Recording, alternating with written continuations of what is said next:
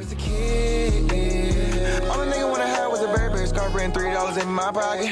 Instead I got beat with a switch, but I don't give a fuck, but it's on my body. Scars all up on me, but I run around from everybody. Life lesson learned, I better learn from this bitch, nobody. She pushed me around, she didn't give no motherfucks about it. She broke my heart 3 times, but I ain't getting... According to Ian Rappaport, the Carolina Panthers and several other teams have interest in former first-round pick Dwayne Haskins, who was recently released by the Washington football team after their loss to the Carolina Panthers on Sunday, which he got benched. There are a lot of people out there who are really surprised to hear this, and a lot of you Carolina Panthers fans don't like the idea of Dwayne Haskins potentially being signed after the season ends by the Panthers. And here's the thing. You got to look at it like this. If the Carolina Panthers bring in Dwayne Haskins has some upside. This dude, I know he looks like a scrub. He looks like he can't play, but he does have some potential.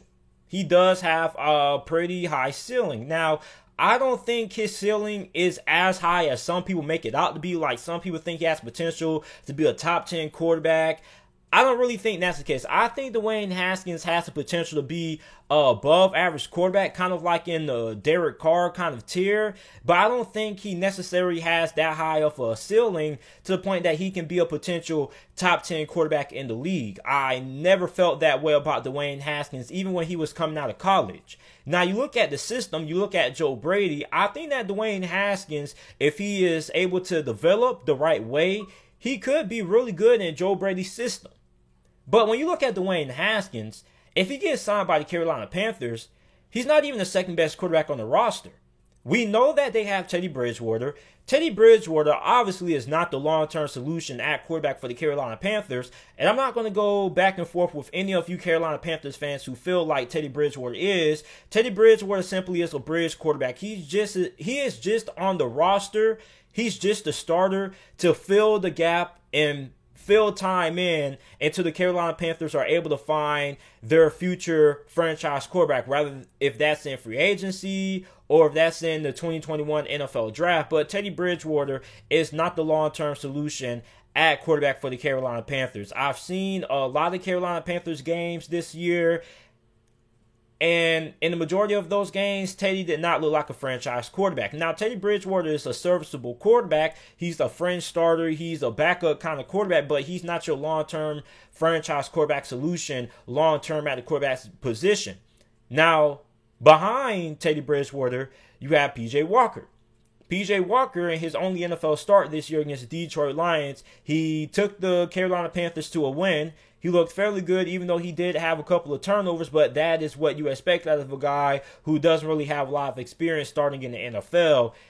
And if I'm being honest with you guys, P.J. Walker has way more upside and a higher ceiling than Dwayne Haskins. And I'm not being biased. I know some of you guys out there are going to say, well, JT, you're being unfair. You have a high bias towards P.J. Walker, which I do, but I'm not being biased in this video. I'm being just completely 100% honest with you guys. P.J. Walker has a higher ceiling and way higher upside than Dwayne Haskins. Everybody keeps saying that Dwayne Haskins is a Ben Roethlisberger clone. He's not. Ben Roethlisberger is able to make defenders miss with how big he is. He's really good inside the pocket. He's able to extend plays. Dwayne Haskins doesn't have that. Dwayne Haskins is your prototypical traditional drop back quarterback who needs a clean pocket to be able to work with. Yeah, he has a little bit of athleticism, but not all that much. And in this day and age of the NFL, you have to have a quarterback that's able to not only extend plays in the pocket and keep plays alive, but he also has to be able to use his legs to pick up yards on the ground as well. Dwayne Haskins doesn't really have that. Dwayne Haskins can pick up maybe 2-3 yards, but P.J. Walker can pick up like 10 to 15 yards if a play breaks down simply with his legs. Now, they both have pretty strong arms. I think they're pretty evenly matched in terms of arm strength, but in terms of upside, who has potential to have more success in the NFL, I believe that is P.J. Walker. In this day and age of the NFL, if you can extend plays and you can't pick up a little bit of yardage with your legs, then you're kind of outdated. In this day and age of the NFL, I think P.J. Walker just is a better fit for the Carolina Panthers. He is able to do, you can do so much with PJ Walker. You can do RPOs, zone reads, a lot of design quarterback runs that you can utilize with PJ Walker. Meanwhile, with Dwayne Haskins, you don't get that athleticism. You get a guy who's just your prototypical, traditional, old-fashioned, get the football, drop back 3 times, deliver the football. You're not going to get a lot of explosive plays, being able to run the football, things like that. And I think in this day and age in NFL, it is really important that you are able to make things happen with your legs. Dwayne Haskins doesn't have that. Now, I'm not saying that Dwayne Haskins doesn't have any potential, okay, because he does.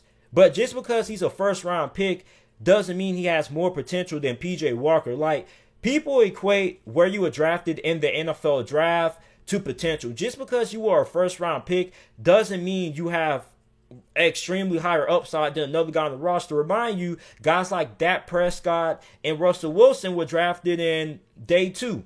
So just because of where you were drafted doesn't mean you have higher potential than another guy on the roster. Dwayne Haskins, just because he was drafted in the first round, doesn't mean that he has more potential than PJ Walker. PJ Walker, the upside is there with PJ Walker. PJ Walker has a great arm. He's more accurate than Dwayne Haskins. His mechanics are way better than Dwayne Haskins on top of that. And he has way more athleticism with Dwayne Haskins. So in terms of who would be more ready to start day 1 if Teddy Bridgewater went down, it would be PJ Walker. Dwayne Haskins hasn't really looked all that good with Washington. If you were to ask me if PJ Walker was starting for the Washington football team right now, their offense probably would be a lot better than what it would be with Dwayne Haskins at quarterback. So, yes, I understand Dwayne Haskins was a former first-round pick. He got drafted 15th overall by Washington. But if we're being honest, Dwayne Haskins, if he didn't get drafted by Washington, there probably would have been a high possibility that he may not have got drafted in the first round at all. Remember what happened to Drew Lock a couple of years ago? Everybody thought Drew Lock was going to be this first round pick. Didn't get drafted in the top 10. Fell out of the top 15. Fell all the way to day 2 to the Denver Broncos. So don't equate where somebody was drafted into potential. You can get drafted in the first round and still a guy on the roster could have way more upside than you. That's just how it goes. People get that confused. Like, don't mix where somebody was drafted in terms of potential, because sometimes teams have to reach for a quarterback in the first round that should go in round 3 or round 4, simply for the fact that they desperately need a quarterback and they don't want nobody else to snatch him up. So sometimes you do have teams that reach at quarterback. Sometimes you have DeShone Kizer, who was drafted by the Cleveland Browns in the first round. He is the guy who should have went day 2, should have went round 2, should have went round 3. So sometimes teams get desperate at the quarterback position in the NFL draft, which is why you can't equate where somebody was drafted into potential. You have to look at how much talent somebody has, and then look at the talent, and then you have to evaluate the talent, and then decipher how much potential somebody has based on that talent.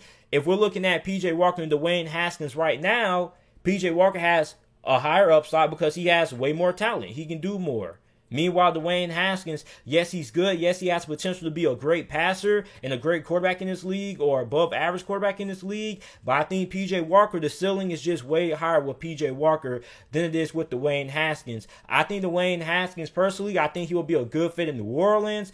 I could see Pittsburgh picking up Dwayne Haskins, even though I don't really like the idea of Dwayne Haskins going to Pittsburgh. Maybe Indianapolis, San Francisco. There are a lot of teams that probably are interested in Dwayne Haskins, signing him in the offseason. So you guys let me know what you guys think about this down in the comment section down below. Do you think that Dwayne Haskins will be a good fit in Carolina? Do you you want the Carolina Panthers to sign Dwayne Haskins? Make sure that you guys like the video, subscribe to the channel for more NFL videos and content, and thanks for watching.